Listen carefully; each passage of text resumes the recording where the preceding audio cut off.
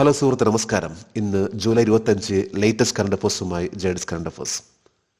ഇന്നത്തെ പ്രധാനപ്പെട്ട ചില പോയിന്റ്സ് എന്ന് പറയുമ്പോൾ, ഏത് ബഡ്ജറ്റിലാണ് ഏഞ്ചൽ ടാക്സ് നിർത്തലാക്കിയിട്ടുള്ളത്? കൂടാതെ യുകി ബാംറി, അദ്ദേഹം ഏത് രാജ്യക്കാരനാണ് ഇപ്പോൾ ലേറ്റസ്റ്റ് ആയിട്ടുള്ള സ്വിസ് ഓപ്പൺ വിജയിച്ചിട്ടുള്ളത്? ഇന്ത്യയിലെ ഏത് സംസ്ഥാനമാണ് ടൂറിസ്റ്റ് വാഹനങ്ങൾക്ക് മാലിന്യ സഞ്ചികൾ നിർബന്ധമാക്കിയിട്ടുള്ളത്? ലെബ്രോൺ ജെയിംസിനോടൊപ്പം ഏത് വനിതയാണ് ഒളിമ്പിക്സിൽ യുഎസിന് വേണ്ടി പതാക വഹിക്കാൻ പോകുന്നത്? അപ്പം ഇതേപോലുള്ള ലേറ്റസ്റ്റ് കാര്യങ്ങൾ ഓരോ ദിവസവും നമ്മൾ അപ്ഡേറ്റ് ചെയ്യാൻ ശ്രമിക്കണം. നമുക്ക് തീർച്ചയായിട്ടും ഓരോ പരീക്ഷകൾ വിജയിക്കാൻ സാധിക്കും. നമുക്ക് ഇന്നത്തെ കറണ്ട് അഫേഴ്സിലേക്ക് പോകാം. കേരള സംസ്ഥാന മനുഷ്യാവകാശ കമ്മീഷൻ ചെയർപേഴ്സണായി നിയമിതനായത് ആരാണ്? Alexander Thomas. കേരള ഹൈക്കോടതിയിലെ മുൻ ആക്ടിംഗ് ചീഫ് ജസ്റ്റിസ് ആയിരുന്നു അലക്സാണ്ടർ തോമസ്. അദ്ദേഹത്തിൻ്റെ appointment governor Arif Muhammad Khan approval നൽകി. കേരള സ്റ്റേറ്റ് ഹ്യൂമൻ റൈറ്റ് കമ്മീഷന്റെ ചെയർപേഴ്സൺ ആയിരിക്കുള്ളൂ അലക്സാണ്ടർ തോമസ്. ഏത് വർഷമാണ് കേരളത്തിൽ Kerala state human right commission സ്ഥാപിതമായിട്ടുള്ളത്? 1998 ഡിസംബർ 11 കേരളത്തിൽ Kerala state human right commission സ്ഥാപിതമായിട്ടുള്ളത്. ഇതിലെ ആദ്യത്തെ ചെയർപേഴ്സൺ ആയിരുന്നു ജസ്റ്റിസ് എം പരീത് പിള്ളൈ. ഇതുപോലെ തന്നെ കേരളത്തിലെ വിമൻസ് കമ്മീഷൻ ചെയർപേഴ്സൺ ആരാണ്? അഡ്വക്കേറ്റ് പി സതീദേവി ആണ് ഇപ്പോഴത്തെ കേരളത്തിൻ്റെ വിമൻസ് കമ്മീഷൻ. അപ്പം ലേറ്റസ്റ്റ് ആയിട്ട് പറയുമ്പോൾ അലക്സാണ്ടർ തോമസ് ആണ് കേരളത്തിൻ്റെ സ്റ്റേറ്റ് ഹ്യൂമൻ റൈറ്റ് കമ്മീഷൻ്റെ ചെയർപേഴ്സൺ. 2024 ജൂലൈ 23 ഇന്ത്യൻ നാവികസേനയ്ക്കായി ട്രിപ്പുഡ് എന്ന കപ്പൽ പുറത്തിറക്കിയ ഏത് കപ്പൽ നിർമ്മാതാക്കളാണ്? ഗോവ ഷിപ്പ്യാർഡ് ലിമിറ്റഡ്, GSL എന്നറിയപ്പെടുന്ന ഗോവ ഷിപ്പ്യാർഡ് ലിമിറ്റഡ് ലേറ്റസ്റ്റ് ആയിട്ട് പറയുമ്പോൾ 2 കപ്പൽ നിർമ്മിക്കുന്നതിന് വേണ്ടിയുള്ള കരാർ ആണ് ഡിഫൻസ് നൽകിയിട്ടുള്ളത്. ഇതിൽ ആദ്യത്തെ കപ്പൽ ആണ് ട്രിപ്പുഡ് എന്ന കപ്പൽ ഈ കഴിഞ്ഞ ജൂലൈ 23 പുറത്തിറക്കി. ഇതിൻ്റെ ഒരു ലോഞ്ചിങ് സെറമണി നടത്തിയിട്ടുള്ളത് ഗോവയിലെ ഇപ്പോഴത്തെ ഗവർണർ ആയിട്ടുള്ള ശ്രീധരൻ പിള്ളൈ, അദ്ദേഹത്തിൻ്റെ വൈഫ് റീത ശ്രീധരൻ ആണ്. ഗോവയിലെ ഇപ്പോഴത്തെ ഗവർണർ ആണ് ശ്രീ PS ശ്രീധരൻ പിള്ള. ട്രിപ്പുഡ് എന്ന കപ്പൽ ഇതിൻ്റെ ശരിക്കും അർത്ഥം എന്ന് പറയുമ്പോൾ മൈറ്റി ആരോ എന്നാണ്. അതായത് എന്തിനേയും പ്രഹരിക്കാൻ കഴിവുള്ള ശക്തമായിട്ടുള്ള അമ്പ്, അതിനെ ബന്ധപ്പെടുത്തിക്കൊണ്ടാണ് ട്രിപ്പുഡ് എന്ന പേര് നൽകിയിട്ടുള്ളത്. ഏതൊരു ഷിപ്പിനെയും അന്തർവാഹിനി കപ്പലുകൾ അതിനെതിരെ പൊരുതാൻ കഴിവുള്ള ഒരു കപ്പലാണ് ട്രിപ്പുഡ് എന്ന കപ്പൽ. ഫെഡറൽ ബാങ്കിന്റെ മാനേജിംഗ് ഡയറക്ടറായും ചീഫ് എക്സിക്യൂട്ടീവ് ഓഫീസറായും നിയമിക്കപ്പെട്ടത് ആരാണ്? KV സുബ്രഹ്മണ്യൻ. കേരളം ആസ്ഥാനമായിട്ട് പ്രവർത്തിക്കുന്ന ഫെഡറൽ ബാങ്കിന്റെ പുതിയ മാനേജിംഗ് ഡയറക്ടറും ചീഫ് എക്സിക്യൂട്ടീവ് ഓഫീസറായിട്ട് KV സുബ്രഹ്മണ്യനെ നിയമിച്ചു. 3 വർഷത്തേക്കാണ് അദ്ദേഹത്തിന്റെ നിയമനം. ഈ ഒരു നിയമനം അപ്രൂവൽ നൽകിയിട്ടുള്ളത് റിസർവ് ബാങ്ക് ഓഫ് ഇന്ത്യയാണ്. കഴിഞ്ഞ ജൂലൈ 22 ഫെഡറൽ ബാങ്കിന്റെ മാനേജിംഗ് ഡയറക്ടറും ചീഫ് എക്സിക്യൂട്ടീവ് ഓഫീസറായിട്ട് അദ്ദേഹത്തിന്റെ നിയമനം ഫെഡറൽ ബാങ്ക് അംഗീകരിച്ചിരുന്നു. ഏതൊരു പ്രൈവറ്റ് ബാങ്കിൻ്റെയും ചെയർമാൻ, ചീഫ് എക്സിക്യൂട്ടീവ് ഓഫീസർ അല്ലെങ്കിൽ പ്രൈവറ്റ് സെക്ടർ ബാങ്കിൻ്റെ നിയമനം അത് റിസർവ് ബാങ്ക് ഓഫ് ഇന്ത്യയുടെ അപ്രൂവൽ ആവശ്യമാണ്. ഇത്തരത്തിലുള്ള നിയമനം ഏത് ആക്ട് പ്രകാരമാണ്? Banking regulation act 1949 section 35B പ്രകാരമാണ് ഏതൊരു പ്രൈവറ്റ് ബാങ്കിലെയും chairman, managing director, chief executive officer എന്നിവരുടെ നിയമനം reserve bank of India approval നൽകുന്നത്. ഏത് ബഡ്ജറ്റിലാണ് ഇന്ത്യൻ സർക്കാർ ഏഞ്ചൽ ടാക്സ് നിർത്തലാക്കിയത്? ബഡ്ജറ്റ് 2024 ബഡ്ജറ്റിലെ ഏറ്റവും പ്രധാനപ്പെട്ട ഒരു മാറ്റം എന്ന് പറയുമ്പോൾ അത് ഏഞ്ചൽ ടാക്സ് നിർത്തലാക്കിയ ഒന്നാണ്. അതായത് ഏഞ്ചൽ ടാക്സ് 2012 പ്രാബല്യത്തിൽ വന്നിട്ടുള്ളത്. അതായത് കള്ളപ്പണം, ഇതുപോലുള്ള അനാവശ്യമായിട്ടുള്ള പൈസകൾ നിക്ഷേപിക്കുന്ന ഒരു പ്രവണതയെ തടയുന്നതിന് വേണ്ടിയാണ് ഏഞ്ചൽ ടാക്സ് ആരംഭിച്ചിട്ടുള്ളത്. ഇത് സ്റ്റാർട്ടപ്പ് കമ്പനികൾക്ക് വേണ്ടിയുള്ള ഒന്നായിരുന്നു. അതായത് സ്റ്റാർട്ടപ്പ് കമ്പനികളിൽ വരുന്ന തുക ഇതിനൊരു കണക്ക് വേണം എന്നനുസരിച്ചിട്ടുള്ള ഒന്നായിരുന്നു ഏഞ്ചൽ ടാക്സ്. എന്നാൽ അതിപ്പോൾ ലേറ്റസ്റ്റ് ആയിട്ട് പറയുമ്പോൾ ഇപ്പോഴത്തെ ബഡ്ജറ്റ് 2024 ബഡ്ജറ്റിൽ അത് നിർത്തലാക്കി. അപ്പം ഏഞ്ചൽ ടാക്സ് ഇത് സ്റ്റാർട്ടപ്പ് കമ്പനികളുടെ ഇൻവെസ്റ്റ്മെന്റ് ആയിട്ട് ബന്ധപ്പെട്ട ഒരു ടാക്സ് ആണ്.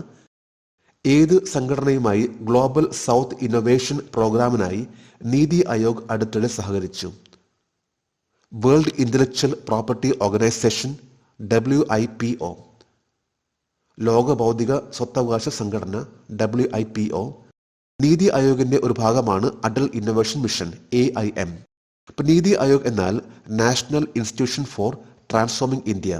ഇപ്പൊ നീതി ആയോഗിന്റെ ഭാഗമായിട്ടുള്ള അടൽ ഇന്നൊവേഷൻ മിഷനും വേൾഡ് ഇന്റലക്ച്വൽ പ്രോപ്പർട്ടി ഓർഗനൈസേഷൻ സംയുക്തമായിട്ട് ഒരു കരാറിൽ ഒപ്പുവെച്ചു. അതായത് ഗ്ലോബൽ സൗത്തിലെ രാജ്യങ്ങൾ ഈ രാജ്യങ്ങളിലെ പുതിയ സംരംഭകത്വം പ്രോത്സാഹിപ്പിക്കുക, പുതിയ കണ്ടുപിടുത്തങ്ങൾ, അതുപോലെ തന്നെ ട്രെയിനിങ് പ്രോഗ്രാംസ് ഇവയെല്ലാം പ്രോത്സാഹിപ്പിക്കുക എന്നതുമായിട്ടുള്ള ഒരു കരാർ ആണ് നീതി ആയോഗിന്റെ Atal innovation mission AIM world intellectual property organisation ആയിട്ട് ഒരു കരാറിൽ ഒപ്പുവെച്ചിട്ടുള്ളത്. ഗ്ലോബൽ സൗത്ത് എന്ന് പറയുമ്പോൾ ഏഷ്യയിലെ വികസിച്ചുകൊണ്ടിരിക്കുന്ന രാജ്യങ്ങൾ, ഇതുവരെ വികസിക്കാത്ത രാജ്യങ്ങൾ, അതുപോലെ തന്നെ വികസന സാധ്യതയുള്ള രാജ്യങ്ങൾ, ഇവയിൽ ആണ് നീതി ആയോഗ് ഇനി അടൽ ഇന്നൊവേഷൻ മിഷൻ വഴി ഇത്തരത്തിലുള്ള പ്രോഗ്രാംസ് ആരംഭിക്കാൻ പോകുന്നത്. ഗ്ലോബൽ സൗത്ത് എന്നാൽ ഡെവലപ്പ് ആകാത്ത രാജ്യങ്ങൾ, അണ്ടർ ഡെവലപ്ഡ് രാജ്യങ്ങൾ. എന്നാൽ ഗ്ലോബൽ നോർത്ത് എന്ന് പറയുമ്പോൾ ഡെവലപ്ഡ് ആയിട്ടുള്ള രാജ്യങ്ങളാണ് global north. Swiss open 2024 doubles final മത്സരത്തിൽ വിജയിച്ച ഫ്രാൻസിന്റെ അൽബാനോ ഒലിവിറ്റിയുടെ ഇന്ത്യൻ പങ്കാളിയുടെ പേര് യുക്കി ബാംറി. ഇന്ത്യയിലെ പ്രൊഫഷണൽ ടെന്നീസ് താരമാണ് യുക്കി ബാംറി. യുക്കി ബാംറിയും ഫ്രാൻസിന്റെ അൽബാനോ ഒലിവിറ്റിയും ഒരുമിച്ച് നിന്നുകൊണ്ട് സ്വിസ് ഓപ്പൺ 2024 വിജയിച്ചു. ഫ്രാൻസിന്റെ ഫാബ്രിക്ക മാർട്ടിൻ, യുഗോ ഹംബർട്ട് എന്നിവരെ പരാജയപ്പെടുത്തിക്കൊണ്ടാണ് സ്വിസ് ഓപ്പൺ 2024 വിജയിച്ചിട്ടുള്ളത്. യുക്കി ബാംറി, Albano Olivetti, Fabrice Martin, Hugo Humbert എന്നിവരെല്ലാം പ്രൊഫഷണൽ ടെന്നീസ് താരങ്ങളാണ്. യുക്കി ബാംറി, ഒലിവിറ്റി ഈ ഒരു പെയർ ഈ കഴിഞ്ഞ ഏപ്രിലിൽ മുനിഷ് ബവേറിയൻ ഇന്റർനാഷണൽ ടെന്നീസ് ചാമ്പ്യൻഷിപ്പും വിജയിച്ചിരുന്നു. ഈ ഒരു മത്സരത്തിൽ സിംഗിൾസ് വിജയിച്ചിട്ടുള്ളത് മാറ്റിയോ ബറേറ്റിനിയാണ്. 2024 Swiss open G-STAD singles tennis title കരസ്ഥമാക്കിയിട്ടുള്ളത് മാറ്റിയോ ബറേറ്റിനിയാണ്. ഹെൻലി പാസ്പോർട്ട് സൂചിക 2024 അനുസരിച്ച് സൂചികയിൽ ഇന്ത്യയുടെ റാങ്ക് എന്താണ്? 82ാമത്തത്. ഹെൻലി പാസ്പോർട്ടിന്റെ ലേറ്റസ്റ്റ് ആയിട്ടുള്ള സൂചിക പുറത്തിറക്കി. ഇതനുസരിച്ച് ഇന്ത്യയുടെ ഇപ്പോഴത്തെ റാങ്ക് ആണ് 82. അതായത് ഇന്ത്യക്ക് 58 രാജ്യങ്ങളിൽ വിസയില്ലാതെ യാത്ര ചെയ്യാൻ സാധിക്കുന്ന ഒന്നാണ് ഹെൻലി പാസ്പോർട്ടിന്റെ ലേറ്റസ്റ്റ് ആയിട്ടുള്ള കണക്ക്. 82ാമത്തെ റാങ്ക് നേടിയിട്ടുള്ള ഇന്ത്യക്കൊപ്പം സെനഗലും തജക്സ്ഥാനുമുണ്ട്. 3 രാജ്യങ്ങളാണ് 82ാമത്തെ റാങ്കിലേക്ക് എത്തിയിട്ടുള്ളത്. ഇതിലേറ്റവും ടോപ്പ് ലെവലിൽ പവർഫുൾ ആയിട്ടുള്ള പാസ്പോർട്ട് ആണ് സിംഗപ്പൂരിൻ്റെ.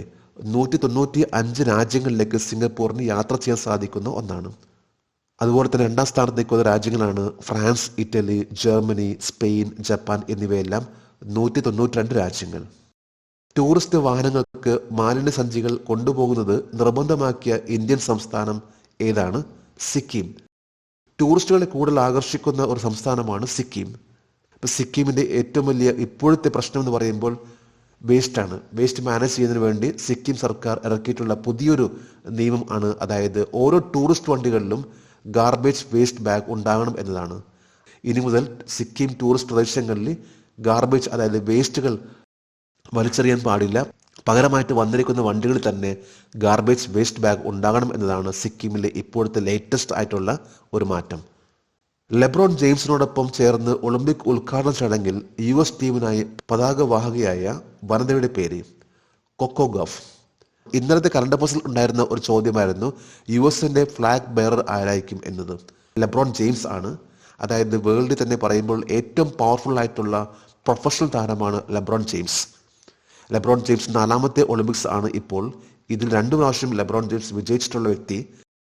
ലെബ്രോൺ ജെയിംസും അതേപോലെ വനിതകളിൽ ആണെങ്കിൽ കോക്കോ ഗോഫ് എന്നിവരാണ് ഈ പ്രാവശ്യത്തെ US പതാകവാഹകർ, അതായത് ഫ്ലാഗ് ബെയറേഴ്സ്. ഇന്നലെ ജൂലൈ 24 ഇന്നലത്തെ കറണ്ട് അഫയേഴ്സിലെ ഒരു ചോദ്യമായിരുന്നു, പുരുഷന്മാരുടെ 10 മീറ്റർ എയർ റൈഫിളിൽ അഭിനവ് ബിന്ദ്ര ഇന്ത്യയുടെ ആദ്യ ഒളിമ്പിക് സ്വർണം നേടിയ വർഷം. ഇതിൻ്റെ ഉത്തരം 2008 ബീജിംഗ്. 2008 ബീജിംഗിലാണ് ഇന്ത്യക്ക് ആദ്യമായിട്ട് ഒരു വ്യക്തിഗത സ്വർണം കരസ്ഥമാക്കാൻ സാധിച്ചിട്ടുള്ളത്. അത് 10 മീറ്റർ എയർ റൈഫിളിലായിരുന്നു. അഭിനവ് ബിന്ദ്രയായിരുന്നു ഇന്ത്യക്ക് വേണ്ടി ആദ്യത്തെ ഒളിമ്പിക് സ്വർണം കരസ്ഥമാക്കിയിട്ടുള്ള, അതായത് വ്യക്തിഗത ഇൻഡിവിജ്വൽ മെഡൽ നേടിയിട്ടുള്ള വ്യക്തി. ജേഡ്സ് കറണ്ട് അഫയേഴ്സിന്റെ ഇന്നലത്തെ ഈ ചോദ്യത്തിന് മറുപടി നൽകിയിട്ടുള്ള ഓരോരുത്തർക്കും ജേഡ്സ് കറണ്ട് അഫയേഴ്സിന്റെ ആശംസകൾ. നമുക്ക് ഇന്നത്തെ കറണ്ട് അഫയേഴ്സ് ഒന്നുകൂടി റിവൈസ് ചെയ്യാം. കേരള സംസ്ഥാന മനുഷ്യാവകാശ കമ്മീഷൻ ചെയർപേഴ്സണായി നിയമിതനായത് ആരാണ്? Alexander Thomas. 2024 ജൂലൈ 23 ഇന്ത്യൻ നാവികസേനക്കായി ട്രിപ്പൂഡ് എന്ന കപ്പൽ പുറത്തിറക്കിയ ഏത് കപ്പൽ നിർമ്മാതാക്കളാണ്? Goa shipyard limited, GSL.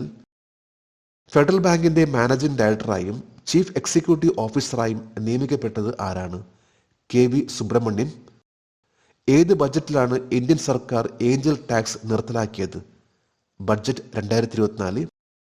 ഏത് സംഘടനയുമായി ഗ്ലോബൽ സൗത്ത് ഇന്നൊവേഷൻ പ്രോഗ്രാമിനായി നീതി ആയോഗ് അടുത്തിടെ സഹകരിച്ചു?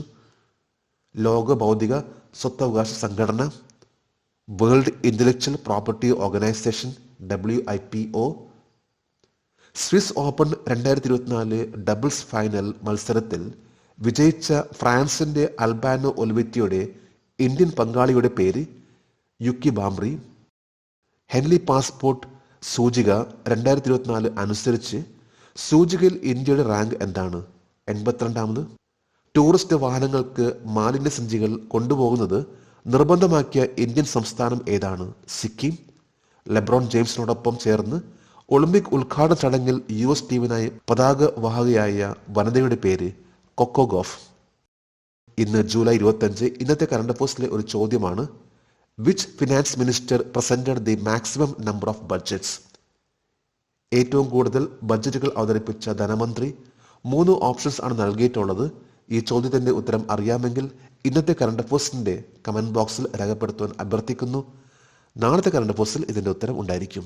ജേഡീസ് കറണ്ട് അഫയേഴ്സ് ഓരോ ദിവസവും ഏറ്റവും ലേറ്റസ്റ്റ് ആയിട്ടുള്ള കറണ്ട് അഫയേഴ്സ് ആണ് നൽകാൻ ശ്രമിക്കുന്നത്. ജേഡീസ് കറണ്ട് അഫയേഴ്സിന്റെ ഇന്നത്തെ ഈ വീഡിയോ കണ്ടിട്ട് ഇഷ്ടപ്പെടുകയാണെങ്കിൽ ഈ ചാനൽ സബ്സ്ക്രൈബ് ചെയ്യാനും ഷെയർ ചെയ്യാനും മറക്കരുത്. നമുക്ക് നാളെ വീണ്ടും പുതിയ കറണ്ട് അഫയേഴ്സുമായിട്ട് കാണാം. Thank you very much.